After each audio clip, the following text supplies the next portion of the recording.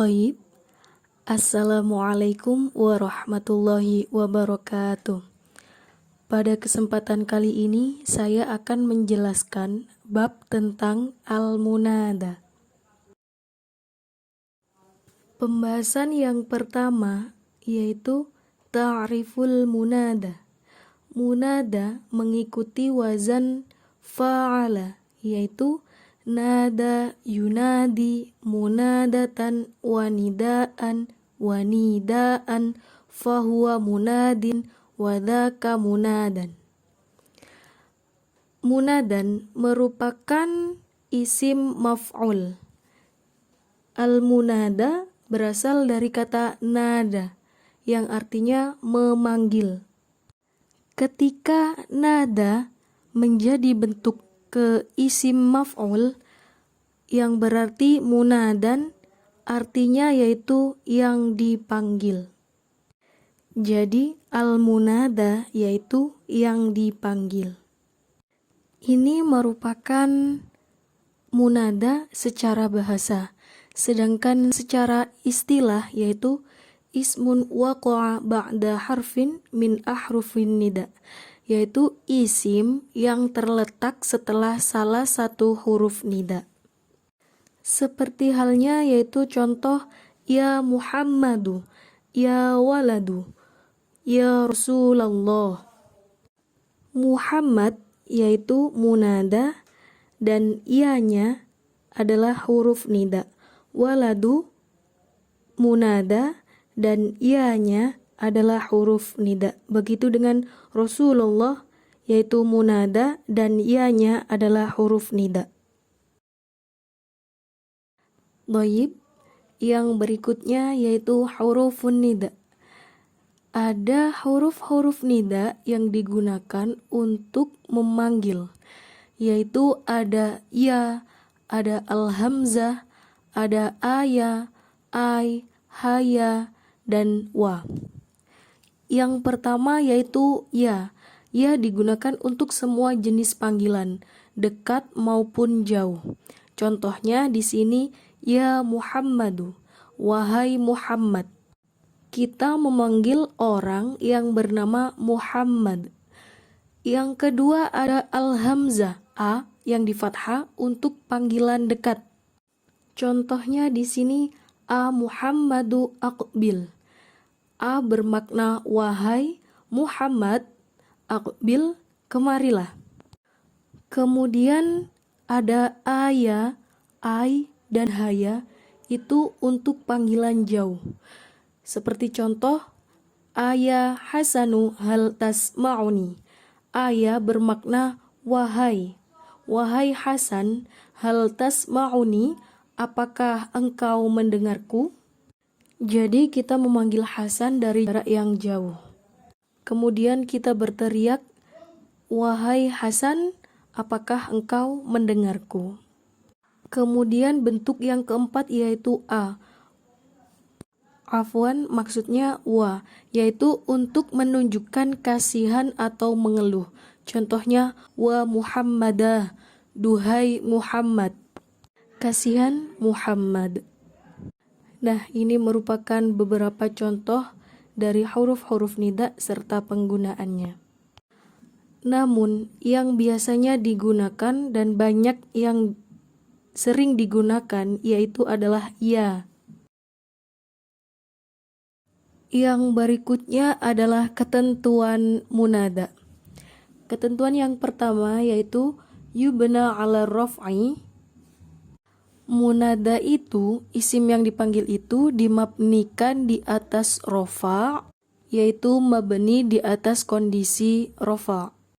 Mabni di atas rofa maksudnya dibentuk rofa, tetapi ketika ada tanwin, tanwinnya tidak ditulis. Karena isim mabni itu tidak ditanwin.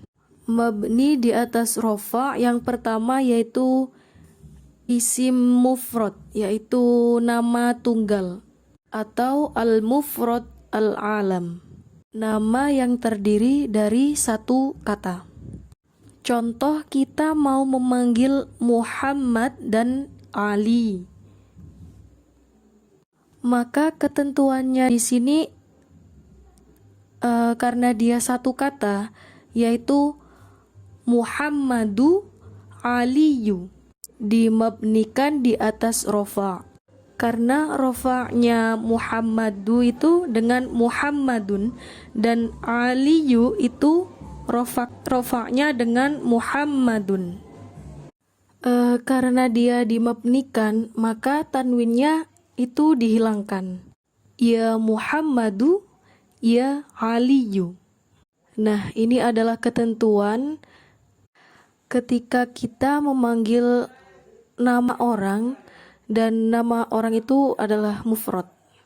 Yang kedua yaitu nakiroh maksudah, nakiroh yang dimaksudkan pada orang yang tertentu.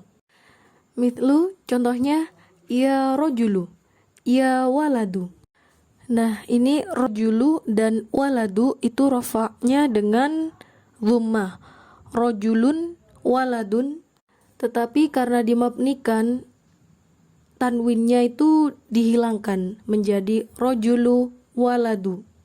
Ya rojulu, ya waladu. Ketentuan munada yang kedua yaitu nakiroh ghairu maksudah. Nakiroh yang bukan dimaksudkan pada orang tertentu. Al-mithlu, ya rojulan, wahai laki-laki siapapun kalian. Nakiroh ghairu maksudah adalah munada yang dinasobkan. Kemudian ada mudhof. Munada dinasobkan apabila mudhof. Mudhof artinya dua kata atau lebih, yang satu disandarkan kepada yang lain yang menunjukkan makna kepemilikan. Contohnya di sini yaitu ya Rasulullah, wahai Rasulnya Allah. Nah, ini adalah bentuk mudhof ilaih, yaitu menyandarkan Rasul pada Allah yang mengutusnya. Di sini ada huruf nida yaitu ya, huruf panggil ya, kemudian ada Rasulullah yang merupakan bentuk mudhof ilaih, dan mudhof ilaih itu pasti majrur. Makanya lafdzul jalalah di sini menggunakan kasroh. Mudhof yang di depannya ini itu tergantung kedudukan jumlah. Nah, di sini sebagai munada dan munadanya itu mudhof, maka dinasobkan. Ya Rasulullahi menggunakan fathah. Kemudian musyabbihu bil mudhof, al-mithlu, contohnya ya hasanan wajhan, ya syariban ma'an. Ya hasanan ini adalah syibbul mudhof, syariban adalah syibbul mudhof. Nah, ini merupakan munada yang dinasobkan mulai dari nakiroh ghairul maksudah, al-mudhof, dan musyabbihul bil mudhof. Berikutnya adalah ketentuan munada yang ketiga. Wa idza kana al munada fihi al wajaba an tasbiqahu, yaitu apabila munadanya atau isim yang dipanggil itu ada alnya, maka wajib didahului dengan salah satu sebagai berikut. Yang pertama yaitu ada ayyuha, gunakan untuk mudzakkar, dan hadza juga untuk laki-laki. Kemudian ada ayyatuha dan hadhihi untuk perempuan. Jadi apabila munadanya terdapat al, alif, lam, maka didahului salah satu dari 4 huruf ini, yaitu ayyuha, hadza untuk laki-laki, ayyatuha dan hadhihi untuk perempuan. Nah, contohnya yang didahulukan dengan ayyuha, di sini ada an-nabi. Nah, an-nabi di depannya ada alnya, maka wajib didahului dengan ayyuha, ya ayyuhan nabiyyu. Atau juga menggunakan hadza, ya hadzal rajulu. Ar-rajulu ketika ada alnya harus ditambahkan dengan hadza, ya hadzal rajulu. Contoh untuk yang ayyatuha yaitu ya ayyatuhan nafsul mutmainnah, wahai jiwa yang tenang. Di sini memanggil an-nafsu menggunakan al, maka ditambahkan ayyatuha, ya ayyatuhan nafsul mutmainnah, karena an-nafs adalah perempuan. Meskipun tidak ada tak marbutonya, an-nafs itu dianggap sebagai muannas. Atau boleh ditambahkan dengan hadhihi, ya hadhil mar'atu, wahai perempuan yang ini, karena ada alnya harus ditambahkan dengan hadhihi, ya hadhil mar'atu. Nah, jadi ketika yang dipanggil itu ada alnya, wajib ditambahkan dengan ayyuha, hadha untuk laki-laki, atau ayyatuha dan hadhihi untuk perempuan. Mungkin cukup sekian penjelasan dari saya tentang al-munada. Syukran jazilan. Tsumma assalamualaikum warahmatullahi wabarakatuh.